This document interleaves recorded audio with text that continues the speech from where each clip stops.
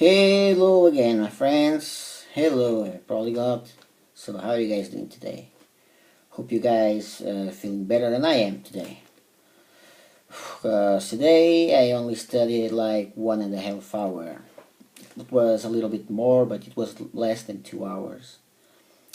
Monday I really had a bad time sleeping on Sunday, so I studied 3 hours and then I went to bed. Then I studied 1 more hour, something like that. But those 4 hours, they just didn't count as 4 hours. So it's been 2 days doing bad work in here, and so I'm kind of feeling a little bit much less motivated, and I start having my doubts. And my doubts are, will I be able to do this? Will I be able to do this? So let's hope I can. I have the time. I have the time. Let's hope that I will keep having the time to do it, and that I will keep being able to do it. Because when we want to learn so many languages when the levels that I want to reach are so high, maybe I should allow them a little bit more. So instead of saying C1, instead of saying C2 for a lot of languages, maybe I should say C1, B2. Let's say instead of saying C2, maybe I should say C1. So languages like Catalan and even French and Italian. I'm not studying Italian yet, but I have set my goals for level C2. I believe that I should set my goals for level C1. Because the thing is, being able to do things. It's not just trying to dabble in it, it's being able to do it. And I want to be able to do it, so I believe that I should reset my goals for some languages. Languages like French and Italian and even Catalan, I intend to study them for a long period of time. So maybe I can reach that level in 5, 6, 7 years. Maybe I'm able to reach that level. But if I set my goal as C1, it will be great if I can reach level C2. Even greater it will be. And then there are a lot of languages that I have set my goal pretty high to. I have set my goal pretty high. And that's the problem. I first thought about I set my goal pretty high, but there will be active languages, and that's true. And the thing is, I shouldn't set a deadline. It's not a deadline. I shouldn't set a deadline to do it, to be able to reach that level. That's my problem too. Languages like Chinese, Mandarin, I'm a very beginner, and even worse like Arabic or Arabic, Hindi, and Russian. That now they're on hold, and I'm even worse than at Chinese, because I was doing some. I'm not good at Chinese. My Chinese sucks. I'm a very beginner, but I was doing. I was making progresses, and now I intend to keep on making progresses, and that's good. And now I decided to make something that to help me out, which is focusing on one language during this short period of time, and it's been helpful. It is. It was okay. I've studied. Let's say I've studied colloquial Catalan within less than 1 month. 1 month, 3 weeks or 3 weeks and a half. Okay, I already knew something about Catalan. I have been studying Catalan for a while now, and I was using Assimil, but then it was starting to become a little bit difficult, and then I decided to switch to Catalan, colloquial Catalan, which is by every means the best course for Catalan, I believe, and I finished it. I believe I can say now that I went from a level A2 to a low B1, but it's okay. Now I can say I speak Catalan, not very well. The thing is, I don't speak Catalan very well, but I am able to understand quite a lot while reading, and even to have conversations. I'll post a video speaking in Catalan very soon. So the thing is, I believe that it is good if I do this, but I kind of lose a little bit my motivation because I'm doing progresses very slow, very slow. So now I decided that I should focus on Swedish and Finnish, for instance. Swedish and Finnish. I was kind of rescheduling. Let's say I was thinking about, let's say, okay, let's study 2 hours of Finnish, some months more, and 1.5 of Swedish. But then let's do it 4 days a week. Well, I believe it's better to do it 5 days a week.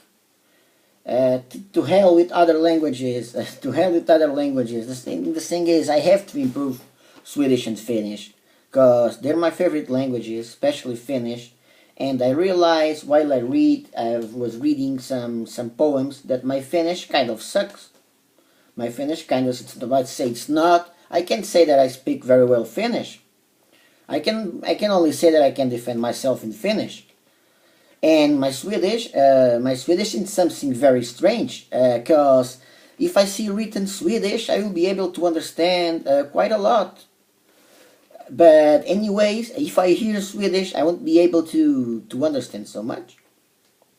So I have a problem. I have a problem with both languages. I have a problem with Swedish because I can't deal with pronunciation properly. I can't understand what they say.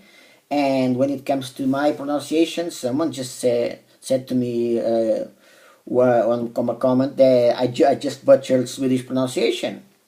And it might have been true. It might have been true. I just might have butchered Swedish pronunciation. Well, what can I do? I just did the best that I can. So, with a lot of languages on my list, that is my problem. I don't know if I will be able to do this, to deal with it properly. I don't know if, and then that kind of scares the shit out of me, you see, because I really want to do this. I really want to do this. So what will I do now? Now I will go for a couple of beers and then I will go home. Then I will go home, I'll watch a movie, maybe a series then, and then some sleeping pills, and let's go to sleep, and let's hope tomorrow it's a brand new day, and let's keep on doing the best that I can. And then Swedish and Finnish I will do along all the entire year. 1.5 hours of Swedish, 1.5 hours of Finnish, now 2 hours of Finnish. But then I have to restart studying Hungarian. And so 1.5 hours of Swedish and 1.5 hours of Finnish. And I made a list about languages to learn after 40. I intend to study a little bit of them until then, until 40, let's say. But let's see. I'll make a video about that. The thing is, languages like, for instance, Persian. Okay. Until I reach 40, I might study a little bit of Persian to reach like a strong A2 or a very low B1, more like a strong A2, using, for instance, colloquial Persian. And then that's it. That will be the only course I use for Persian until I reach 40. Because I have a lot of languages to study.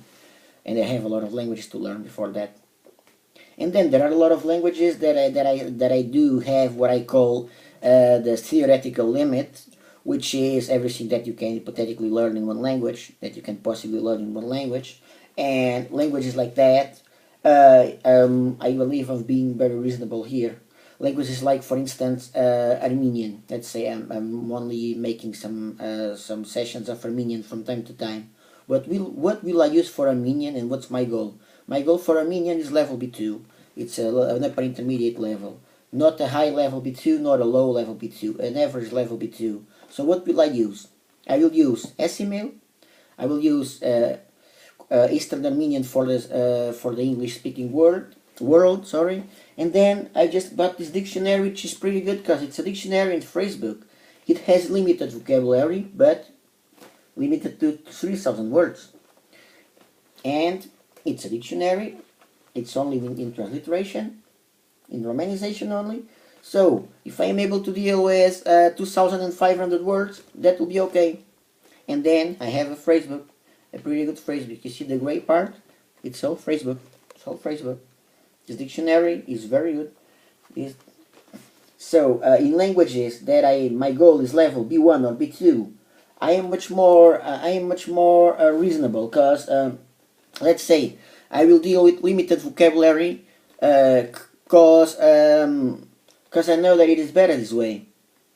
So if I want to learn those languages like Armenian, if I study with 2 courses in this dictionary and Facebook, it will be more than enough. In a couple of years I will reach that level, and then I only have to maintain that level. And that's what I have to do with other languages, with much more other languages. So you guys already checked my list of languages to learn a level B1, high B1. Let's see if I have it here. Yes, I have it here. Low B1, high B1, low B2. And languages like, for instance, Euskara, I will know that I will only study colloquial Basque, beginner's Basque, and basically that, and Assimil, beginners, it's an introductory course, and that's it. And then I just have to revise it. Malagasy, I will only study with 1 course, with colloquial, with Assimil, with Malgache Sampen, and then I'll buy a dictionary to help me studying it. Cape Verdean Creole, I only have a few things to that, so that's what I will use. So maybe I should be more reasonable with other languages as well. So maybe instead of saying that I want to reach level C2 in so many languages, let's say at least high level C1, and then let's see if I can reach level C2. I don't know how will I be able to reach level C2 in languages like Finnish, for instance. I don't have a fucking clue. How will I be able to reach level C2 in languages like Finnish? But since I want to study Finnish for the rest of my life, and I intend to do it like at least 40 minutes, 4 days a week, at least. Because the other day I have to study, I have to reschedule and reorganize my schedule, stuff like that. But okay, in a couple of years from now I can keep on studying Finnish like that, and Swedish like that. But along this year I need to improve, but those languages are exceptional, because those languages are my favorite languages, and they're languages that I really love and that I really want to learn. Languages like English and Spanish, I can say that I suck in English or in Spanish. I can say that I suck at them. On the contrary, I speak them very well, but I realized that I'm not so good as I thought I was. Not even at Spanish, because I'm a perfectionist. I'm a fucking perfectionist, and that's what gives me the problems. That's what gives me more and more and more problems. And so that's it. And Turkish, I'm afraid of Turkish. I thought that I was a tough guy, and I'm not afraid of any language. No, I'm not a tough guy. I'm afraid of Turkish, I'm afraid of Finnish, I'm afraid of Estonian, I'm afraid of Czech, I'm afraid of a lot of languages, I'm afraid of Arabic. So that's why I decided to focus so much on communication instead of starting learning the script right away. No, I will not learn the script right away. And that's it. Let's see if I can organize myself, because I'm feeling a little bit depressed in here, and let's see what I can do. Anyways, I thought it's good that I set my levels a little bit much lower for some languages, for a lot of languages. Let's see if I am able to deal with an active vocabulary of 2,500 words. On average, it will be more than enough to deal with this in a lot of languages. It will be more than enough. And that's why I made that video, language to study till level B1, low B2. And the theoretical limit, it's a concept of my own. It's not that I've been recognized for that concept at all, but it's a concept of my own. Just check that video, the theoretical limit, and I believe that will help me and a lot of polyglots to move through the old deal in here. The thing is, I believe I can say I'm near native in English, a low near native, but I'm already there. So I want to take this further. And Spanish, I live in Spain, my wife, she's Spanish. And I wanna learn more and more and more. So I wanna speak it flawlessly. And then languages like Finnish and Swedish are my favorite languages. Well, I wanna do the same. But then, then there is this language Galician, which is some kind of Portuguese with Spanish accent. So I wanna reach proficiency in that too. And that's the problem. That's the problem. It never stops. It never stops. And then, oh, Catalan. No, Catalan, low my level for C1 for Catalan, and that's it. And C1, C2, that's my problem. See, my problem is that I put on C2 for Catalan, Italian, and French. So, you guys help me out because I really need. Now I need a beer. So, see you guys then.